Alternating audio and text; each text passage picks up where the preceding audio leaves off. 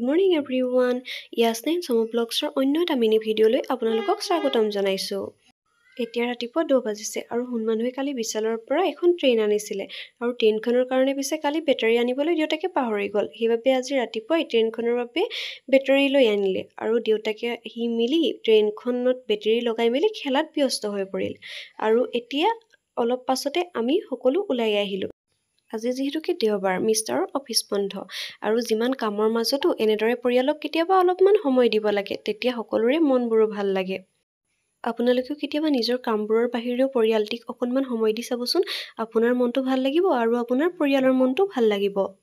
আৰু আমি আজি আহিছো এটা বৰ সুন্দৰ পৰিৱেশলৈ। মই পিছে আগতে আহি পোৱা নাই, কিন্তু এওঁ অফিচৰ পৰা আগতে ইয়াত বোলে খানা খাবৰ কাৰণে আহিছিল আৰু মোকো ক'লে ব'লাত আজি তোমালোকক এটা ধুনীয়া প্লেচলৈ লৈ আনিম। আৰু আমি সকলো আহি ইয়াত পাই গ'লোহি। আমাৰ লগত পূজাও আহিছিল আৰু মই যে ভাত চব্জি সকলো বনাই মেলি লৈ আহিছিলোঁ ইয়াত খাবৰ বাবে। ইয়ালৈ আহি কিন্তু সঁচাকৈ বৰ ভাল লাগিল। আপোনালোকে যদি আমি ক'ত গৈছিলোঁ চাব বিচাৰে আমাৰ আহিবলগীয়া লং ভিডিঅ'টি চাব পাৰে, কিন্তু লং ভিডিঅ'টো চাবৰ বাবে আপোনালোকে আমাৰ চেনেলটো ছাবস্ক্ৰাইব কৰি ৰাখিব। আৰু শেষত মই এটা ৰিলছ বনালোঁ আৰু ৰিলছ বনাই লৈ ঘৰলৈ বুলি উভতিলোঁ। বাই।